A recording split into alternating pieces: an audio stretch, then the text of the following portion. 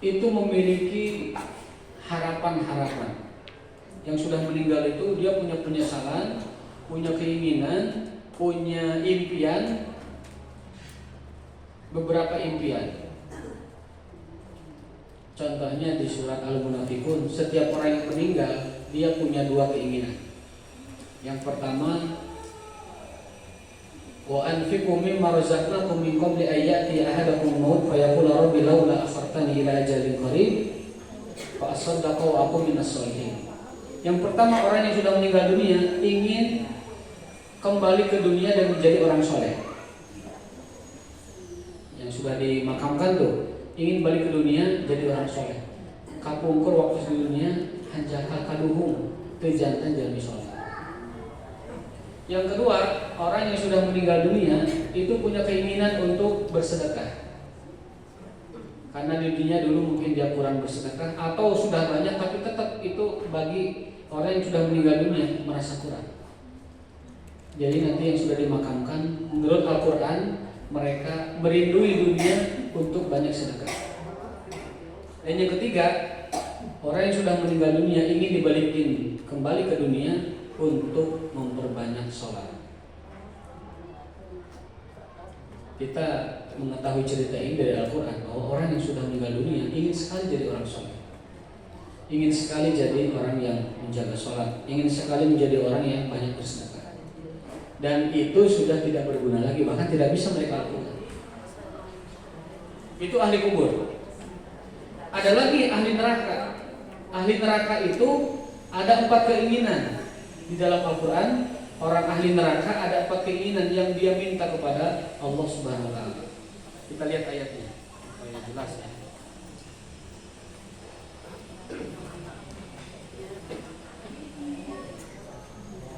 A'udzu billahi minasyaitonir rajim.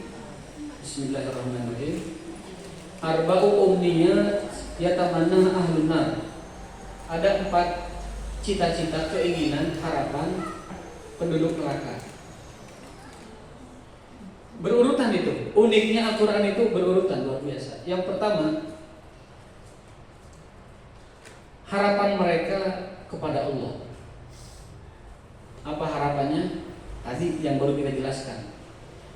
Rabbana akhrijna minha fa in udna fa inna zalimun. Ya Allah, keluarkan kami dari neraka ini. Kami ingin menjadi orang baik.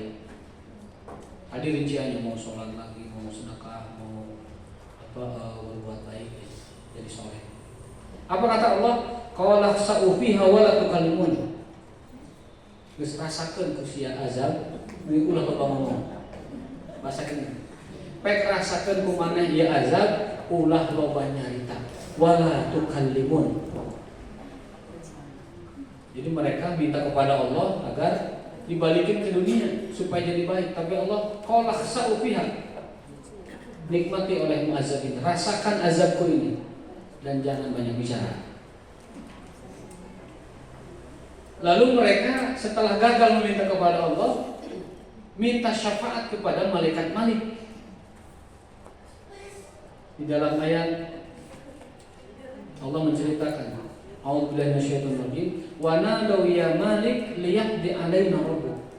Wahai Malik, Malik itu malaikat penjaga neraka. Wahai Malik, liyaqdi alaina rabbuk.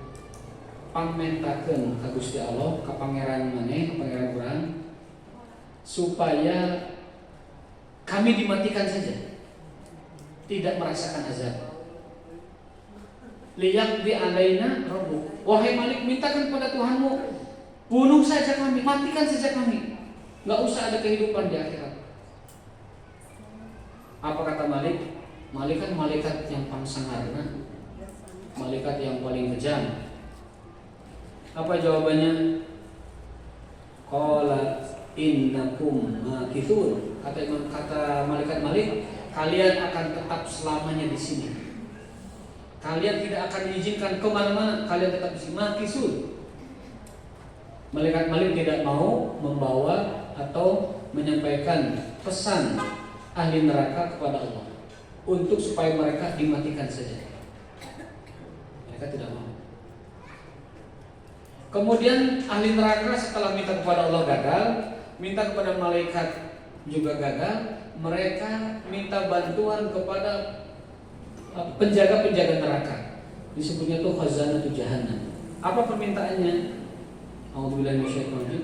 Wa qala alladziina fin nari khazanati jahannam ud'u rabbakum yukhaffif 'anna yawman minal azab. Wahai para penjaga neraka, tolong sampaikan kepada Tuhan kalian, ringankanlah azab kami meskipun hanya 1 hari. Liyukhaffif 'anna yawman, 1 hari aja minal azab. Saking mereka tidak tahannya menerima dan merasakan azab neraka. Yang kalau panas api 70 kali lipat panas api dunia, yang kalau air saking mendidihnya dari panas menjadi hitam, yang mana logam, timah dan baja dilelehkan seleleh-lelehnya, selebur-leburnya untuk membakar kita, dan juga belum lagi bara-bara api yang kita injak. Berat sekali. Sampai mereka minta kepada Allah balik ke dunia, nggak mungkin, Allah nggak tolong. Minta kepada malaikat Malik, nggak mungkin, supaya dimatikan mereka tidak merasakan azab, tidak bisa juga. Lalu mereka minta kepada penjaga neraka yang lain, barangkali penjaga lain mah ayat humanisnya lah sedikit, ada kemanusiaannya gitu.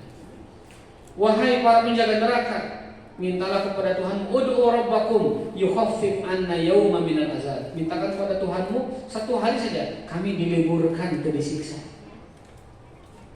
Liburlah sapoe weekend kan gitu. Teu disiksa sapoe we. Apa jawaban para penjaga neraka? Jawabannya adalah qalu awalam taku ta'tikum rusulukum bil bayyinat. Malah malaikat penjaga neraka membalikkan pertanyaan itu. Sudahkah kalian didatangi oleh para nabi? Bukankah para nabi telah datang kepada kalian untuk menuntun, membimbing kalian kepada kebaikan, menyelamatkan kalian dari hari yang genting ini? Malah digitukan. Waduh, tambah liar itu penghuni neraka. Ke Allah tidak diterima, ke penjaga neraka Malik tidak diterima, ke penjaga yang lain kasipir-sipir neraka tidak diterima. Aduh, kumaha deui nyogok saha deui. Ya, enggak ada harapan. Minta grasi ke Allah, kata Allah, cicing maneh rasakeun. Geus ulah loba ngomong, wala tukallimun gitu masalah. Malaikat Malik, oh teu bisa bisa ketentuan tadi itu nah kumaha prosedur tadi. Datang ke penjaga sipir yang lebih bawah dari Malik, barangkali ini mah bisa. Malah ditanya balik, kan geus datang kamarannya Rasul dan hati diturutan. Akhirnya putus asa, mereka minta ke penduduk surga. Apa permintaannya? A'udzubillahi minasyaitonir rajim. Wa nadau ashabun nari ashabal jannah an afidu alaina minal ma. Minta cai we segelas. Hai penduduk surga, cik minta cai segelas we. Geus teu kuat disiksa ieu udah penting. Siang malam disiksa. Tiap hari digedeng ku malaikat, dibakar ku malaikat, diciptakan kehidupan lagi, dihancurkan lagi, hidup lagi. Setiap kulit yang rusak kami ganti kulit yang baru. Kulamana tidak juluduhum badanahum juludan ghairoha liyadzuqal azab. Setiap hancur, terbakar, luka, mati, dihidupkan lagi, ganti lagi kulitnya terus. Liyadzuqal azab, agar azabnya terasa lebih pedih. Akhirnya mereka putus asa minta ke penduduk surga. Meureun aya kenalan di surga. Kang Arif, cik eta aya meureun cai sagelas-gelas wae mah gitu. Afidu alaina minal ma, berikan kami segelas air. Saking sudah tidak bisa minta bantu siapa-siapa, geus we cair ya lah. Teu diringankeun azab uyos. Da geus kumaha deui kemari mah disiksa. Tidak mendapatkan dibalikin ke dunia juga mustahil. Ya udah minta cair ya lah. Apa jawaban ahli surga? Jawabannya adalah qalu innallaha harramahuma 'alal kafirin. Tidak bisa. Allah telah haramkan air surga untuk kalian. Menas Bu, terang menas. Kaditu kadieu nepangan sawit teh aya nu sampai cai teh di pasihan. Urang aya kata tangga minta cai masih di pasihan. Ngajan air botol ge. Ya tapi enggak kan cai.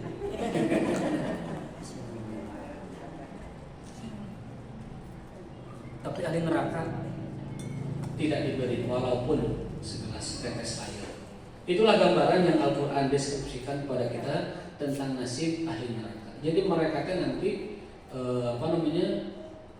meminta bantuan kemana-mana supaya selamat dari azab Allah, dan itu mustahil. Sampai teman-temannya pun yang masuk surga sudah tidak peduli lagi. Kamana suliko ayaumi mada. Kami lupakan mereka sebagaimana dulu mereka melupakan ajaran kami kan gitu. Nauzubillah. Mudah-mudahan ini menjadi pengingat buat kita supaya tidak menjadi orang-orang yang dilupakan oleh Allah Subhanahu wa taala.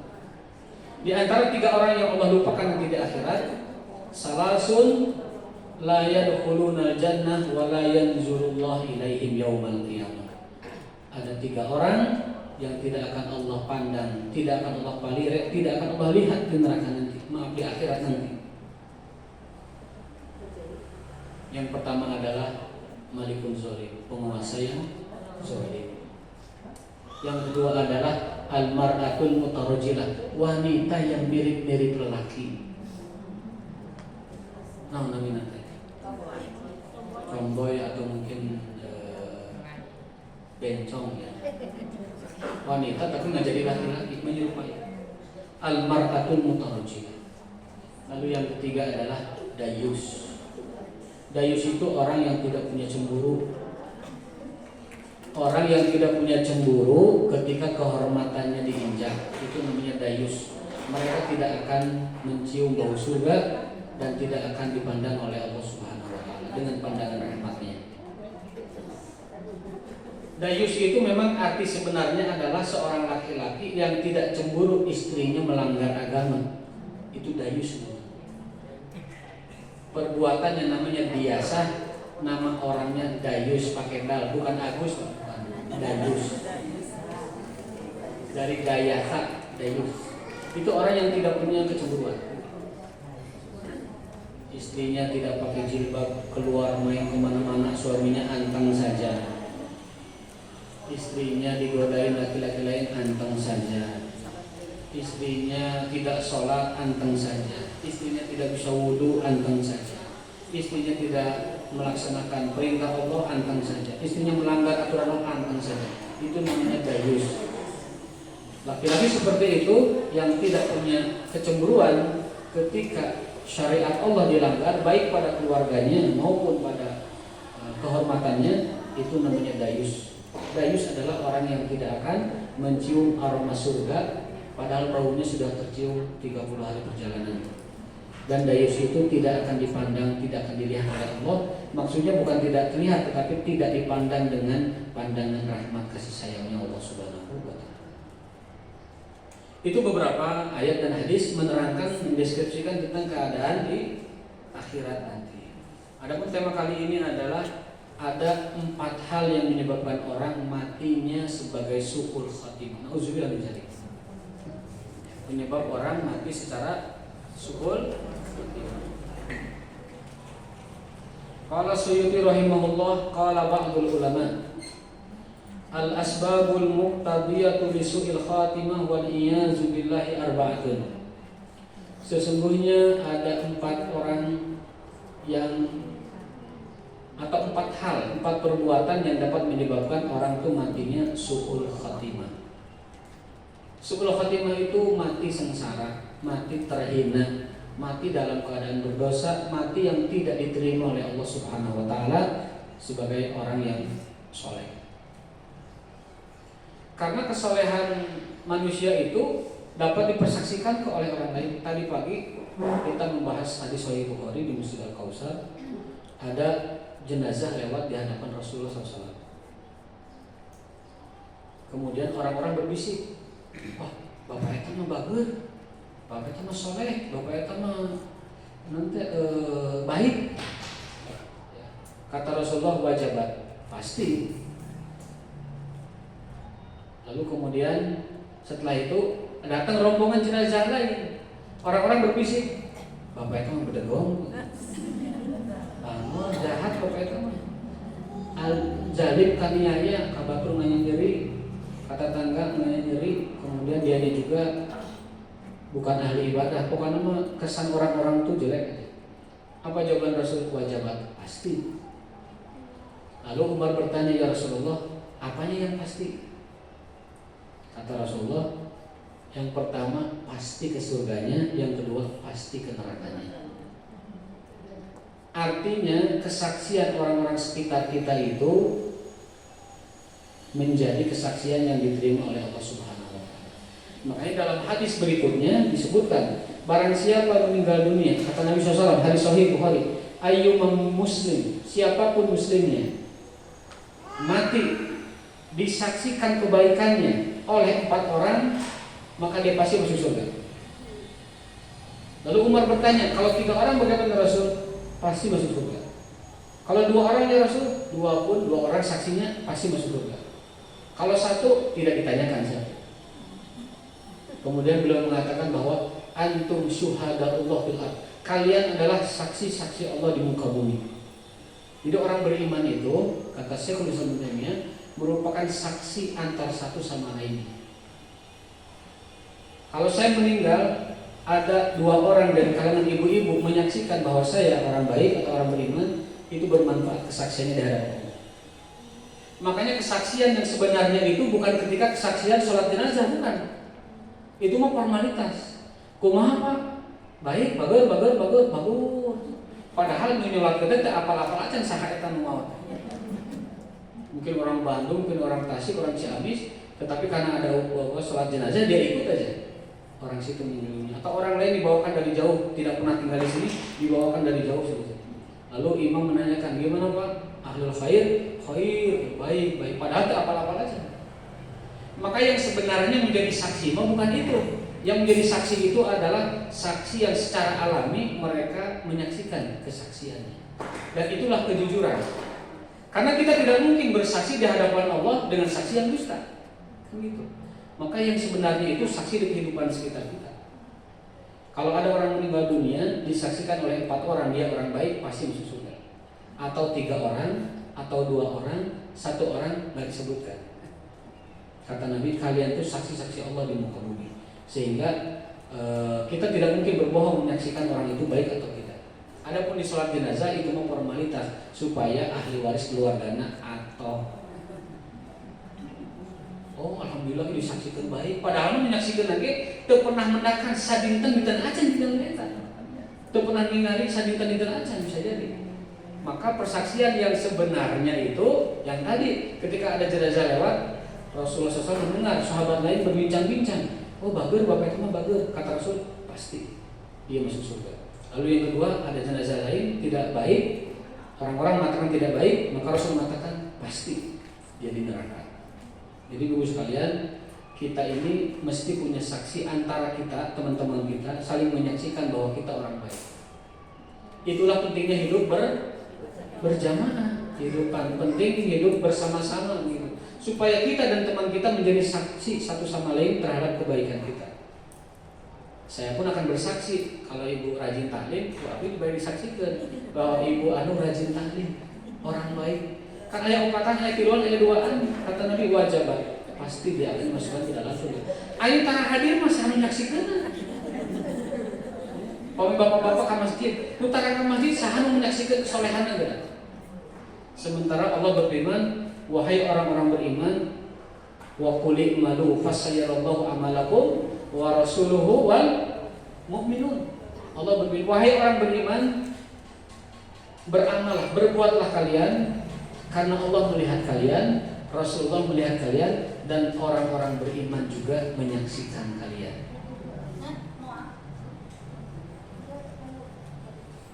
Oh, mangga kok dicek oleh Sopina. Ya, jadi kesaksian kesolehan itu perlu ada saksi. Keimanan, kesolehan itu perlu ada saksi dari orang beriman.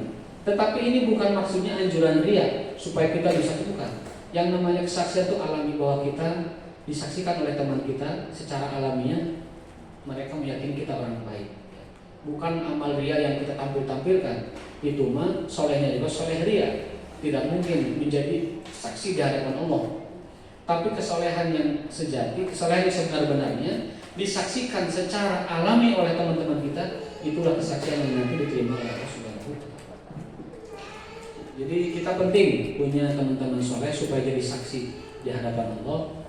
Minimal 2 orang, minimal kita punya 2 teman yang menyaksikan kebaikan kita, menjadi saksi kesolehan kita. Insya Allah itu jadi penolong kita di akhirat. Tapi pamit tegaduh hiji-hiji acan, koma duaan, musuh KTS kompleks teh misalkan, kita mulai saksi, nipu.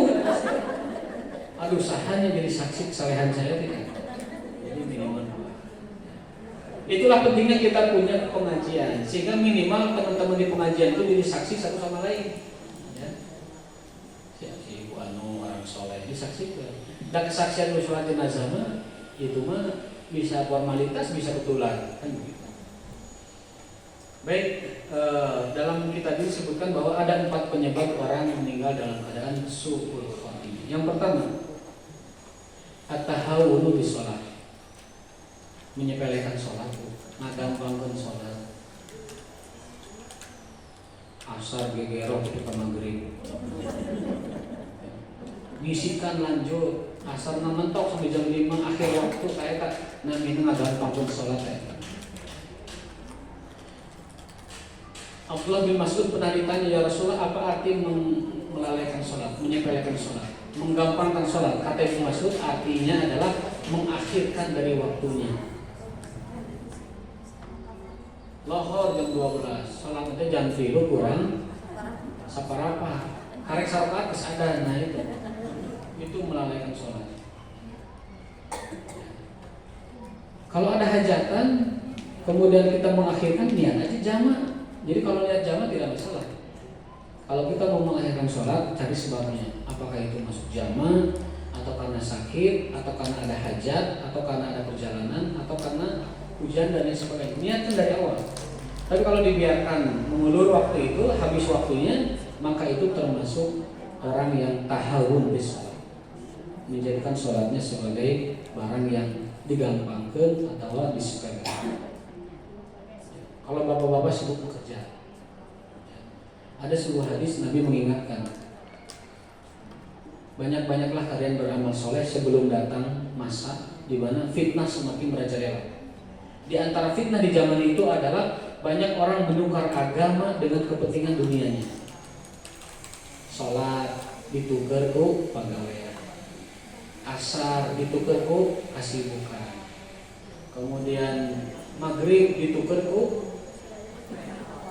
kecapean. Artinya menukar agama dengan sesuatu yang sifatnya remeh.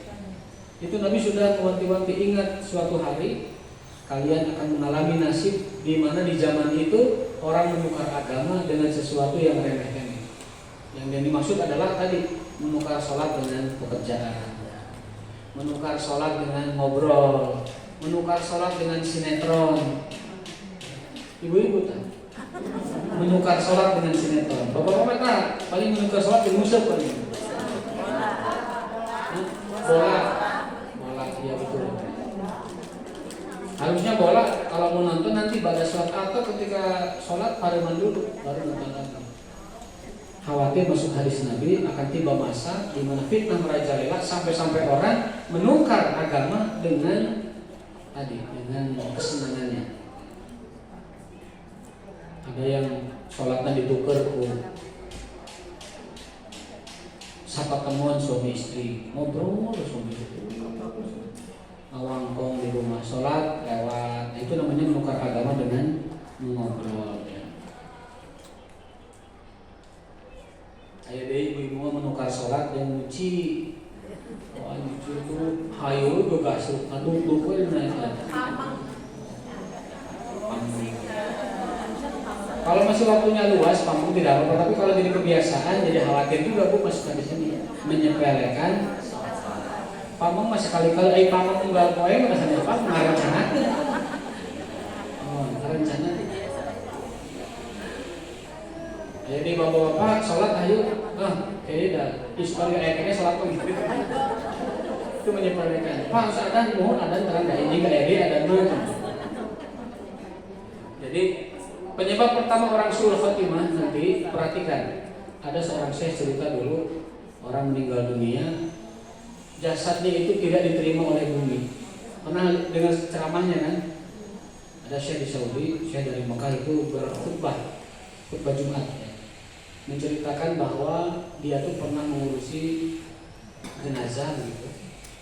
Ketika itu dikubur malah meledak kuburannya, dipaksakan asap keluar.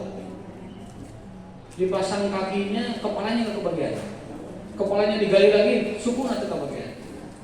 Walhasil orang itu akhirnya ditinggalkan begitu saja. Kedua, kayak ngubur gitu. Setelah itu, Syekh itu bertanya kepada keluarganya, Kang, punten almarhum kapungkur, kunaon seperti ini nasibnya, tidak diterima oleh bumi Allah Subhanahu wa taala. Apa jawaban anak itu? Innahu la yusalli. Pak Ustaz, pun bapak tara sholat. Karena yang bertanya Syekh, dia ungkapkan pertanyaan. Dan cerita semacam itu banyak. Jadi orang yang jangankan tara sholat, melalaikan sholat saja hukumannya berat. Jadi hati-hati dengan itu. Di antara su'ul khatimah penyebabnya adalah ketika orang melalaikan sholat. Dan melalaikan sholat maknanya adalah satu, mengakhirkan dari waktunya, dan yang kedua, kalau sholat tidak khusyuk. Sholat nanti malawun, itu termasuk melalaikan sholat. Apa dalilnya? Walladzina hum an sholatihim sahun, alladzina yura'una wa yamna'una. Jadi sholat itu tidak khusyuk. Khusyuk itu apa? Khusyuk itu definisinya adalah menyempurnakan syarat, menyempurnakan rukun, dan dibarengi dengan kehadiran hati. Khusyuk menurut Ibnu Abbas artinya adalah memenuhi rukun sholat, memenuhi syarat sholat, dan mengerjakannya dengan sepenuh hati. Eta khusyuk karena ayo khusyuk nu urang kan dianggap anu tungkul teu bentar-bentar. Eta mulai khusyuk bareng. Atau ngalamun kosong. Itu bukan khusyuk, itu ngalamun. Ada yang tidak memikirkan sesuatu, itu bukan khusyuk. Itu ngalamun. Kosong jiwa. Orang yang khusyuk seperti itu bukan khusyuk tapi kosong jiwa. Khusyuk itu adalah menyempurnakan syaratnya berupa taharah, wudu yang baik. Yang kedua, menyempurnakan rukunnya, yaitu berupa gerakan dari takbir dan sampai ke salam. Yang ketiga, hatinya hadir, itu khusyuk. Maka khusyuk berawal dari wudu yang baik, kemudian rukun salat yang sempurna, dan kemudian baru hatinya hadir. Bukan kosong, bukan menjam juga, bukan balem, bukan. Justru itu bukan khusyuk. Itu mah kalau balem dia berarti tidak sah, tapi hanya kata diucapkan, dibaca, digerenyepkeun. Terus begitu, tidak balem. Kalau balem kata Imam Malik sholatnya nggak sah, karena dia tidak membaca. Membaca dalam hati bukan membaca, itu namanya merenung. Kalau orang sholat baca Fatihahnya tidak qomat kamit, itu namanya merenung dan tidak sah sholatnya. Harus qomat kamit, tapi ulah tarik teuing. Soalnya yang di pinggir juga berisik, tidak khusyuk juga. Jadi sedang-sedang saja. Nah itu definisi khusyuk. Maka Nabi SAW pernah ketika sholat tiba-tiba ingat ada sedekah yang belum dibagikan. Beliau langsung setelah sholat kabur dan langsung ambil sedekah dibagikan. Sahabat, ya Rasulullah, kenapa anda setelah sholat nggak zikir dulu langsung pergi? Kata beliau, tadi saya ketika sholat ingat ada sedekah yang belum dibagikan. Imam Ali bin Abi Thalib ketika sholat dicabut anak panahnya, kan lagi jihad, sholat dicabut anak panahnya, tidak terasa. Orang khusyuk, kalau lagi khusyuk anak panah pun tidak terasa. Orang mah duka khusyuk bukan itu dari kita sendiri, nyocok dari padahal mah kita menuju sholat. Imam Ali mah panah tekarawas panah dicabut. Itu yang pertama. Yang kedua, penyebab orang tidak bisa husnul khatimah dalam arti meninggalnya su'ul khatimah dalam keadaan buruk, dan ini insyaallah tidak ada di kita ya. Syurbul khamri, kebiasaan minum khamar, ini buat para laki-laki. Sebagian masyarakat, mudah-mudahan tidak ada di keluarga ibu yang menganggap khamar itu kalau haram banyak, kalau banyak haram, tapi sedikit tidak haram. Coba cek di rumah masing-masing, ada nggak bapak masih nyimpan anggur, masih nyimpan wine, masih nyimpan apa itu seperti jamu pada ada alkoholnya. Di sebagian keluarga masih ada, dan dia menganggapnya tidak haram karena sedikit katanya. Padahal hadisnya itu al-khamru al-muskir haramun kathiruhu wa qaliluhu. Yang namanya khamr itu memabukkan, dan segala yang memabukkan haram hukumnya, banyak atau sedikit. Karena pernah saya dapati itu ada jamaah saya gitu, dia tidak tahu, pas main ke rumahnya, Bapak masih minum ini? Iya deh, ini untuk kesehatan, hangat. Dulu biasa jaga malam, jadi ini perlu. Dan dia tidak tahu bahwa itu haram. Ternyata pas dicek ada persen yang lebih sedikit, ya tetap haram. Dulu ada kisah di zaman Bani Israel, kenal namanya Barsiso. Kenal ya? Barsiso itu ahli ibadah. Mun aya meureun ketua DKM lah ya. Atau ahli tahajud, atau mungkin ahli Quran. Pokoknya ahli ibadah. Di kampung itu tidak ada orang yang lebih soleh dari Barsiso. Barsiso atau Barseso, manggapan bahasa Arabnya Barsiso. Itu dia ketika digoda oleh iblis untuk menyembah selain Allah, dia tidak mau. Hai Barsiso, kamu itu sudah soleh, udah nggak perlu ibadah lagi, tidak perlu lagi menyembah Allah, udah kamu bebas melakukan apapun. Digoda dengan hal itu dia tidak bisa. Maaf, saya tidak bisa berbuat musik, saya tidak mungkin minta kepada selain Allah, saya tidak mungkin menyembah selain Allah, saya tidak mungkin melakukan kemusyrikan. Baik, nah setan tidak putus asa, digoda dengan yang haram. Sok, ayo sok yang haram. Apa itu? Wanita. Oh, kamu dia wanita, sorry. Terus ada nih uang riba, oh sorry, saya tidak bisa makan riba yang haram, gak bisa. Wanita ditolak, sogokat suap ditolak, uang riba juga ditolak, khamar paling ditolak. Nah kemudian setelah itu iblis tidak putus asa, diberikan secangkir khamar. So ini sedikit nih, sok aja cobaan, kamu kan belum pernah minum minuman kayak gini kan, segar loh, hangat loh, dicobakan dulu. Karena orang nggak pernah minum yang begituan, mabok dia. Setelah mabok ninggalin gelis, diperkosa, kemudian hamil beberapa, dibunuh. Jadi khamrnya diminum, wanitanya diperkosa, kemudian dibunuh. Setelah dibunuh ditangkap oleh polisi untuk dikisos, dihukum mati lagi dia, digantung, diikat. Datanglah iblis, kalau kamu ingin lepas dari hukuman mati ada syaratnya. Apa itu? Sujudlah padaku.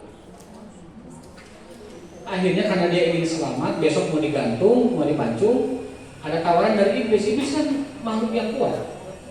Iblis itu sakti, iblis itu kuat, iblis itu pintar, iblis itu pokoknya hanya Allah yang bisa mengalahkan iblis. Dia melihat kita nggak melihat dia. Pokoknya kita kalah jauh sama iblis. Tapi karena kita muntah maka Allah, iblis pun jadi lemah. Gitu betul. Di Barsiso kemakan lagi tuh. Ya udah, saya sujud, tapi syaratnya bebaskan saya. Sujudlah Barsiso ke iblis itu. Akhirnya melakukan kemusyrikan. Setelah sujud ke iblis, si Barsiso itu ditinggal oleh iblis itu, kabur iblis. Akhirnya Barsiso melakukan kemusyrikan yang paling besar dosanya, membunuh kemudian bawahnya, kemudian memperkosa, kemudian minum khamr. Semua dosa besar lengkap dia lakukan gara-gara terpedaya oleh gangguan rayuan iblis. Minumlah 1 sloki saja minuman keras. Alhamdulillah ya.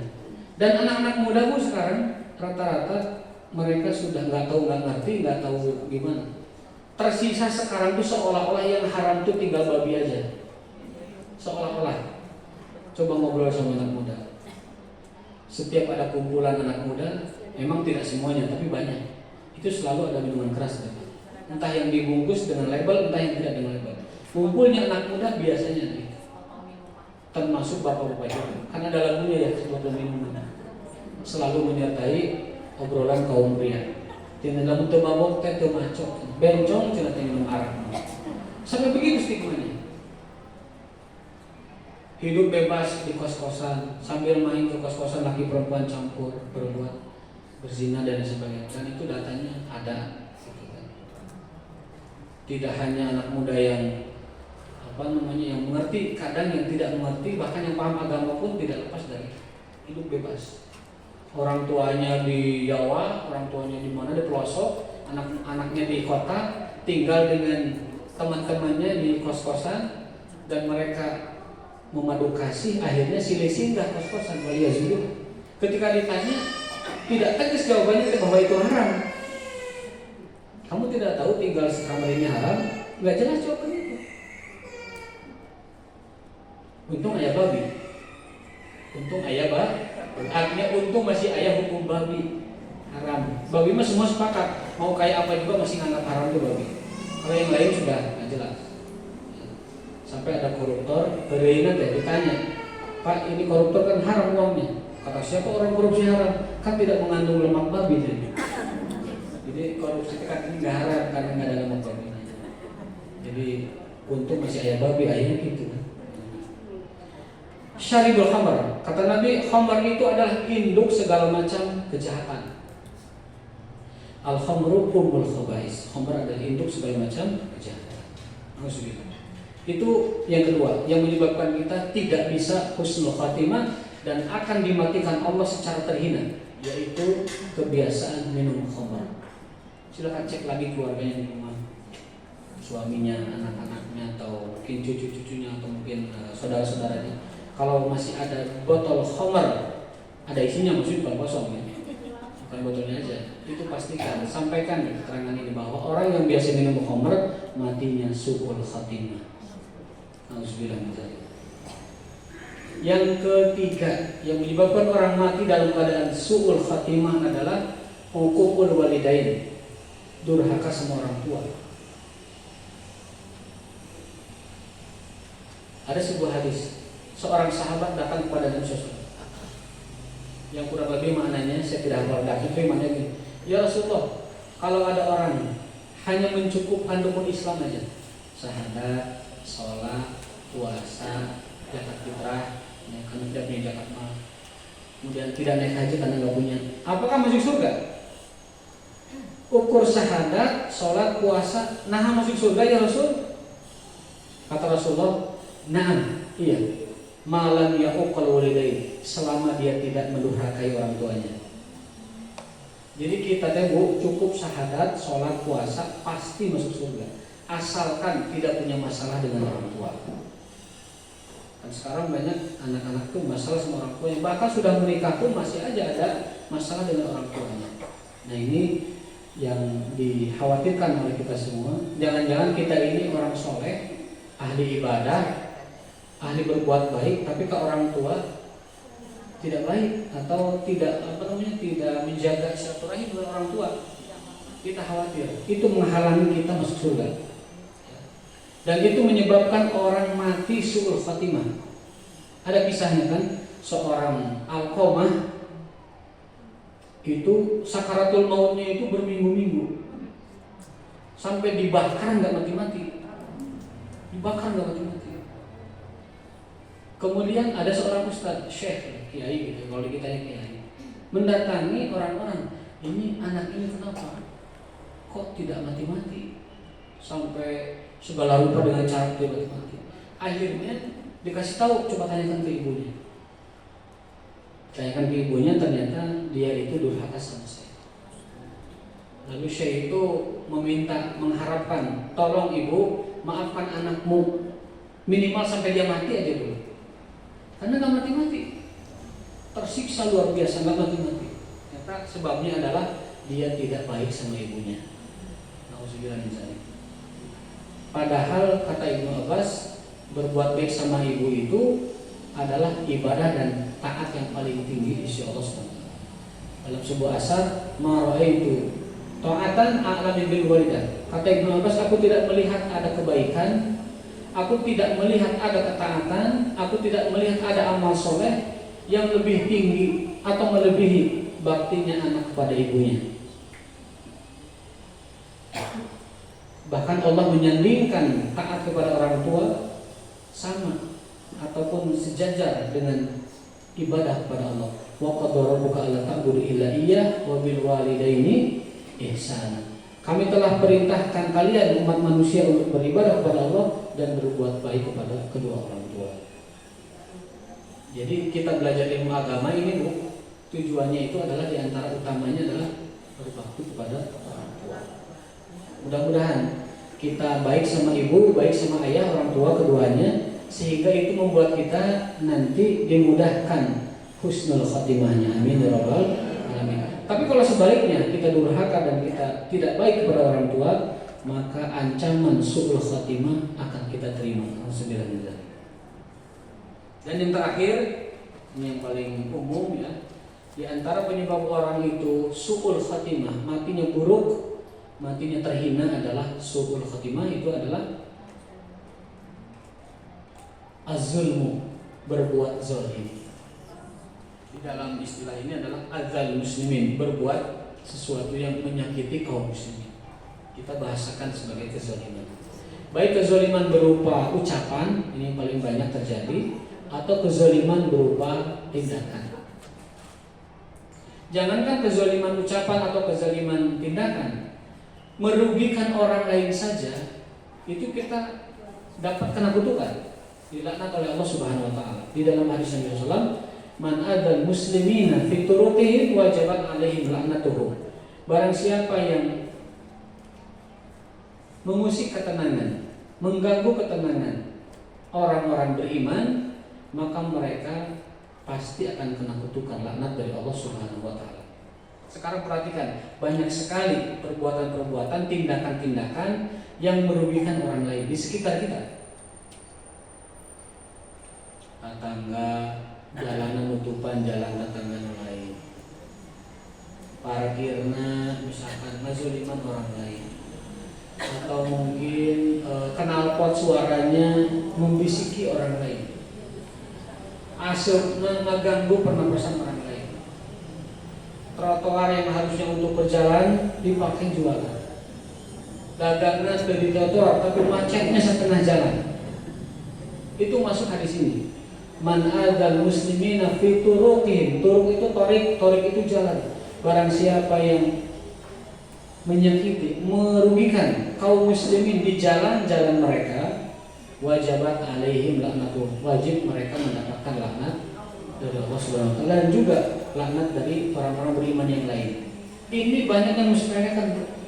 Kalau hadis ini diamalkan, tidak akan ada orang yang jualan di tempat umum, tidak akan ada orang yang jualan di trotoar, tidak akan ada orang yang jualan macetkan jalanan. Kan di kita seperti tidak ada hukumnya itu kan. Ya? Ayo jualan laku, jalan ketutup. Ada tokonya laku, jalan ketutup. Nah ini sama dengan orang yang menyebabkan kerugian kaum muslimin. Jadi yang keempat ini, bahwa orang yang akan diwafatkan dalam keadaan su'ul khatimah adalah orang yang menzalimi orang lain, baik dengan lisan maupun tindakan. Nabi SAW bersabda, al-muslimu man salimal muslimuna min lisanihi wa yadihi. Orang Islam itu disebut Islam apabila orang lain merasa aman dari kejahatan lisan dan tindakannya. Ya. Kebanyakan kita mungkin kalau zalim dengan tangan jarang ya. Dan mulai ngegoplak gaplok. Tidak ada. Ada yang sering ngagaplokan suaminya, ada? Digaplok itu tukang baju, torek suaminya. Kan mulai ya. Rata-rata zalim kita itu lisan. Dan zalim lisan itu lebih menyakitkan daripada zalim tangan biasanya. Dikaplok sekali, besok sembuh lagi. Tapi dengan dikaplok dengan ucapan, itu bekasnya bertahun-tahun. Dan ternyata penyebab orang dimasukkan ke dalam neraka itu adalah lisannya. Lihat hadis Nabi SAW dalam hadis Arba'in Nawawiyah kita hafal. Fahal yakubun nas ala wujuhihim aw manakhirihim fin nari illa hasaidu alsinatihim. Kata Nabi, tidak ada yang paling banyak menyeret seseorang ke dalam neraka kecuali hasil panen lisan mereka. Jadi penyebab orang masuk neraka paling banyak bukan karena tidak sholat, bukan karena tidak melakukan rukun Islam. Kebanyakan orang terseret ke dalam neraka gara-gara perbuatan lisannya. Itu kupu-kupu salafi diceraikan. Itu dari mana? Nuju nonton TV diceraikan, pedah tengah bantosan bebersih di dapur gegerok. Gegerok mah gegerok aja, lebih fokus atau minta bantuan. Bantuan gegerok kan enak. Tapi kalau dimarahin bu, disarekan, remote dibanting gitu. Dan itulah kenapa wanita paling banyak menghuni neraka, karena lidahnya tidak dijaga. Kan sudah disampaikan dulu berapa kali, ini pengulangan supaya jadi peringatan buat kita semua. Rasul bersabda sallallahu alaihi wasallam dalam hadis sahihnya, beliau meriwayatkan, "Uridun nar, aku pernah diperlihatkan neraka. Fa idza aksaru ahliha nisa." Ternyata kebanyakan penghuninya adalah neraka. Sahabat bertanya, "Kenapa neraka ya Rasul? Banyak wanita. Apakah mereka kufur kepada Allah?" Enggak, mereka iman kepada Allah. Tapi mereka kufur nikmat kepada suami dengan cara apa? Lisannya itu loh. Lisannya. Dengan nuhunkeun, tidak berterima kasih, tidak menyebutkan rasa senang itu telah diberi oleh suami. Kebanyakannya ngaleleungit menghilang-hilangkan. Kan pinarakeun teh ngaleleungit. Tupperware kesa lemari nyebut nanti teh aya wadah, Bu. Tapi pas nyata itu anu di lemari karongsokeun we nya, enggak terima dia. Padahal itu barang pakaian teh Salomah itu kan aya dua anu terbaru tahun 2004 di pakaianna 2003 itu. Tapi nyoba nanti bade kondangan aku daya aja nanti. Geus bae kan mukena untuk mukena. Sepatu ngejejer berbau merek beberapa nomor, aya nu alit, aya nu berpegang, aya nu berlintu, aya nu seluruhnya. Nah, itu namanya menghilang-hilangkan. Dalam bahasa hadisnya itu adalah kufur nikmat yang diberikan Allah pada suaminya. Kalau ibu mau tambahan, minta aja tambahan, Pak, belikan lagi. Yang sana mungkin sudah kecil atau yang sana sudah tidak in lagi fashionnya atau gimana? Atau sudah tidak modis lagi, sudah tinggalan jam sebutkan, tapi jangan sampai mengatakan teu aya acuh bade kondangan. Itu ada lagi penyebab wanita di neraka itu kalau kita teliti kaitan sambungannya itu ternyata kenapa ya Nabi menyebut kufur nikmat istri pada suaminya penyebab neraka terbesar bagi kaum Hawa. Ternyata memang ucapan kufur nikmat itu ucapan dari hati mengakui pasti ini pemberian suami, semuanya suami yang ngasih, tapi mulutnya mengingkari itu. Hatena narima, hatena atoh dibere, tapi tidak terucap dari mulutnya terima kasih atau alhamdulillah Allah telah memberikan baju ini lewat kakanda yang terhormat. Kak Iyo mah tablik sekalian curhat ini. Judulnya teh. Dan mayoritas wanita begitu. Mungkin lil galib ya. Nabi menyebutkan itu galibnya. Tapi ada juga wanita-wanita yang tidak seperti itu. Namun Nabi menyebutkan galibnya, kebanyakannya begitu.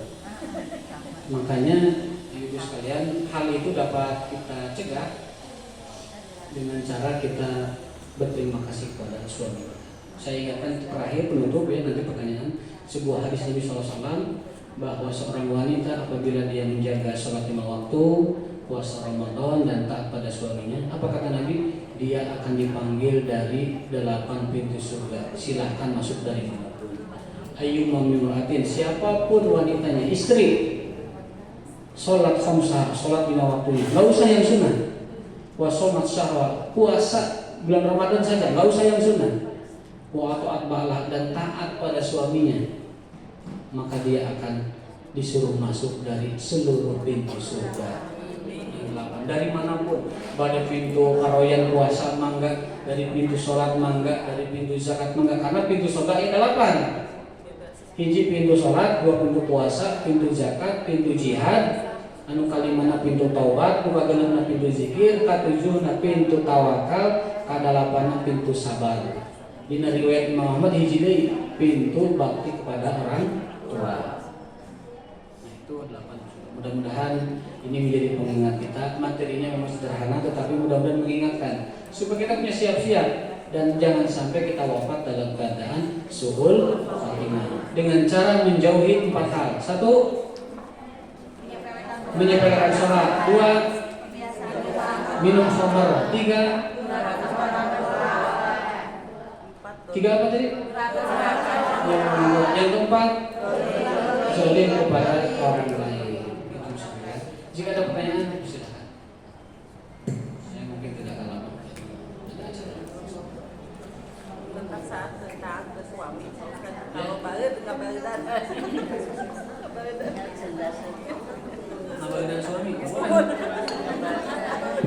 Penjelasan Ibu? Enggak.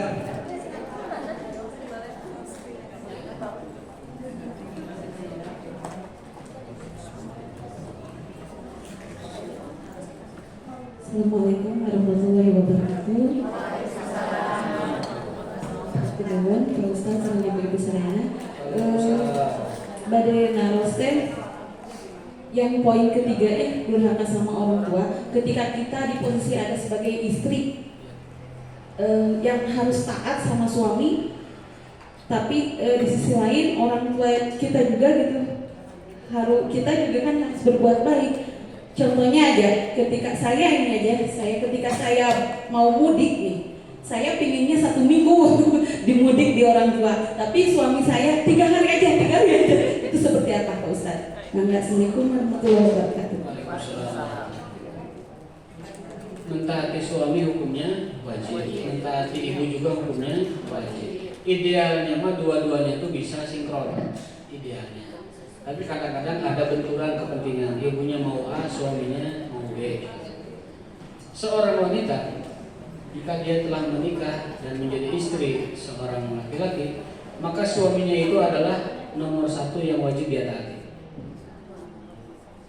Nomor 1 wajibnya. Kan ada kisahnya dulu ya, di dalam sebuah riwayat, seorang wanita itu dipesan, kamu jangan keluar rumah ya. Itu wanita tersebut istiqomah dengan memegang prinsip itu, sampai ketika orang tua yang meninggal pun dia tidak bisa melayani karena suaminya pesannya begitu. Suaminya pergi berjihad kan. Itu ketika sampai beritanya kepada Rasulullah, disampaikan bahwa wanita itu ahli surga. Dan Allah buatkan orang tuanya menjadi ridho kepada anak itu, anak saya soleh bisa, kasalaki nanti luar biasa. Jadi Allah akan membuatkan hati orang tua menjadi ridho dan menerima ketika anak perempuan yang dinikahi oleh seseorang itu menjadi taat kepada suaminya. Jadi ketika anak perempuan taat kepada suaminya, itu secara tidak langsung itu anak sedang taat kepada orang tuanya. Jadi include gitu. Ada hadis Bukhari tapi maknanya tidak persis sama. Ada ketaatan yang Allah nilai 2 pahalanya. Apa itu?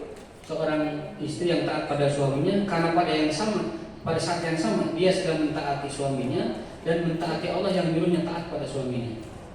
Lalu yang kedua, seorang pembantu yang taat pada majikannya, dia dapat 2 pahala. Kenapa? Satu sisi dia taat kepada majikan, dan di waktu yang sama dia sedang mentaati Allah yang nyuruh dia taat pada majikan.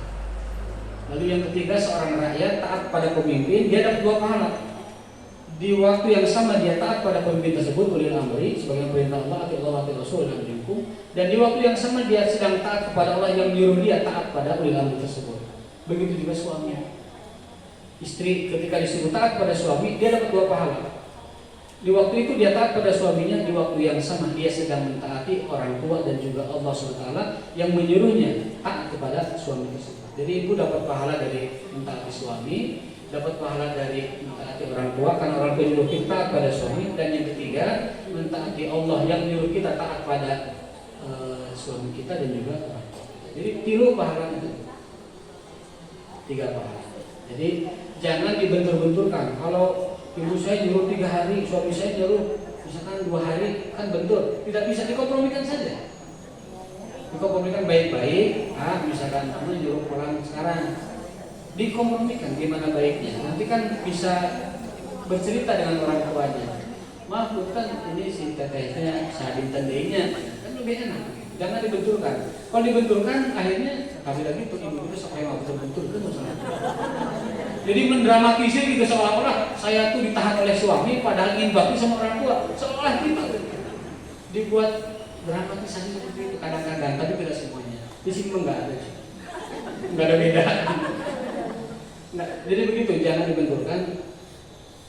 Anggap saja kita sedang mentaati Allah, mentaati orang tua dan juga mentaati suami kita. Jadi 3 pahalanya, lumayan. Nah, enggak barangkali ada yang tema tadi ya, penyebab suruh ya. Assalamualaikum warahmatullahi wabarakatuh. Barusan Pak Ustaz menyebutkan taat kepada pemimpin. Ya. Kalau pemimpinnya Mancing.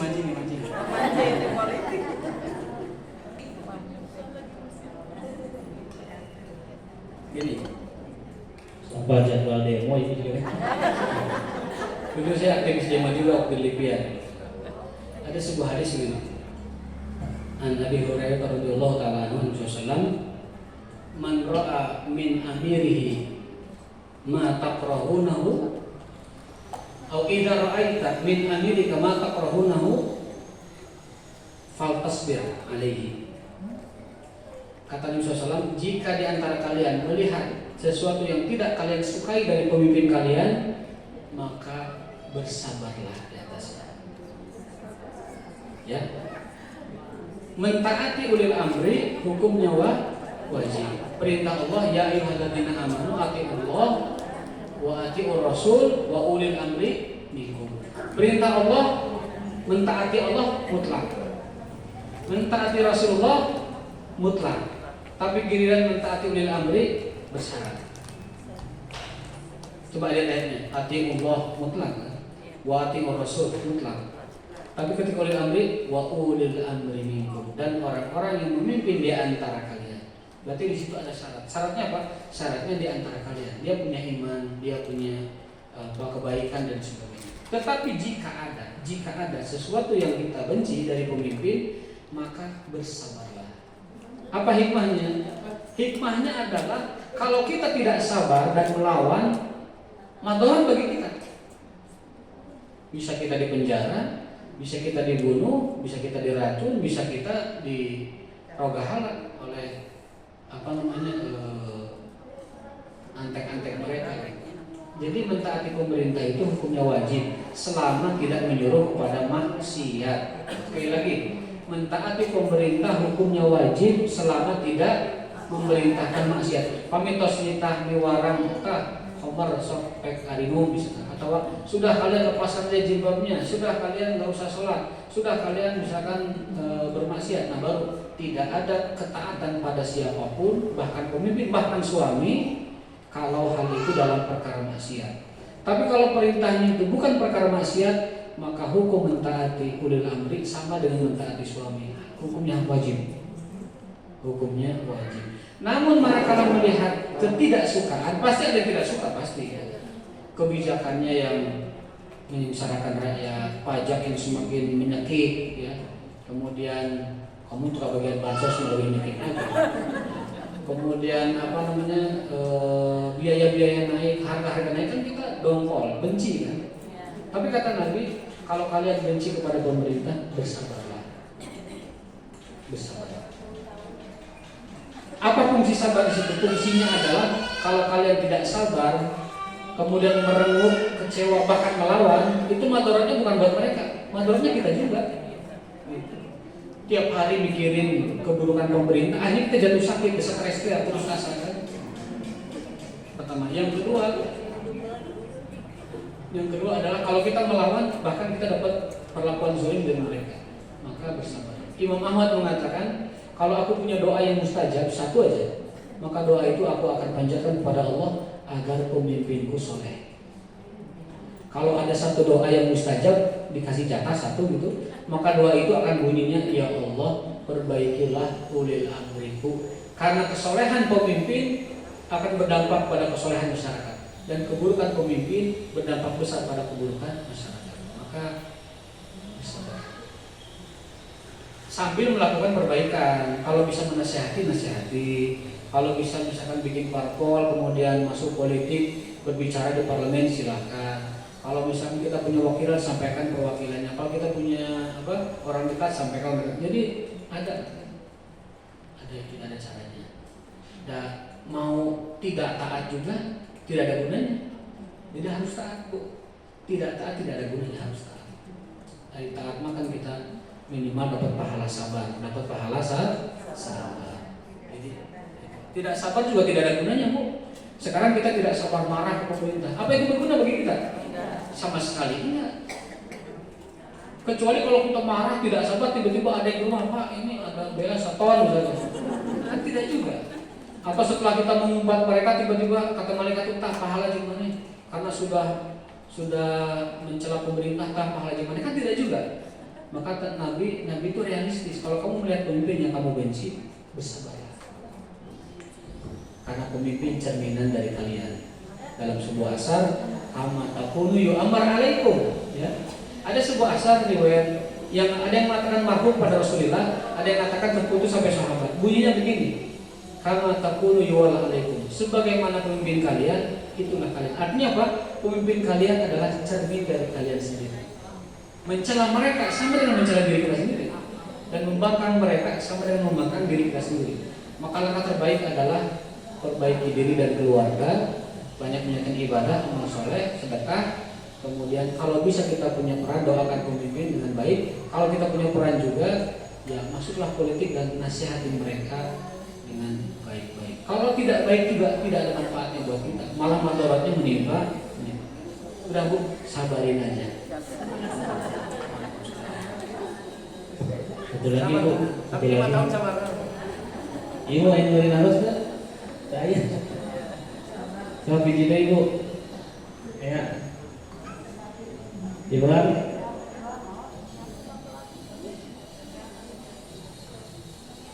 Kalau konteks suami istri, sabar itu penting karena bisa jadi ada kebaikannya. A'udzubillahi minasyaitonir rajim. Wa asa an tuhibu syai'an wa huwa syarrun lakum, dan wa asa an takrahu syai'an wa huwa khairun lakum. Bisa jadi yang kalian benci itu pada pasangan kalian itu ada kebaikannya banyak. Suami petot, ngomong gitu tarapti, kemudian curang cium gitu punggung, ngicep salah horsa kali misalnya. Tapi Quran menyatakan wa asa an takrahu syai'an wa huwa khairun lakum. Bisa jadi yang kalian benci dari pasangan kalian itu ada kebaikan. Ternyata setianya luar biasa. Udah mulai naksir gitu. Setianya luar biasa. Atau bohir orangnya duitnya banyak, curang cileng, ngucap ngicep jarang tapi duitnya banyak. Pokoknya pasti ada kelebihan pada pasangan yang sisi kita yang tidak kita sukai. Begitupun istri. Ada sisi yang mungkin kita tidak sukai tapi itu baik bagi kita. Meskipun itu konteks awalnya itu adalah diajak berjihad dan mereka benci berjihad, tapi itu kebaikannya banyak. Tapi itu ayat juga oleh para ulama diterapkan pada setiap kasus kehidupan, termasuk kehidupan rumah tangga. Pasti banyak yang kita tidak sukai dari pasangan, tapi yakinlah bahwa di dalamnya itu ada kebaikan yang banyak. Jadi bersabarlah, lagi-lagi bersabar ya. Baik, terima kasih Ibu sekalian yang Allah SWT. Saya ada acara ini, mudah-mudahan bermanfaat, belum sederhana, dan saya serahkan ke MC ya, untuk menutup acara. Assalamualaikum warahmatullahi wabarakatuh. Alhamdulillah kajian kita pagi hari ini sudah menjelang siang, sudah selesai. Mudah-mudahan 4 poin tadi bisa kita jadikan motivasi untuk meningkatkan keberagaman kita, iman takwa kita kepada Allah Subhanahu wa taala. Sama teman-teman doa pekan ke depan kita bertemu kembali di tempat yang sama dengan pemateri yang berbeda.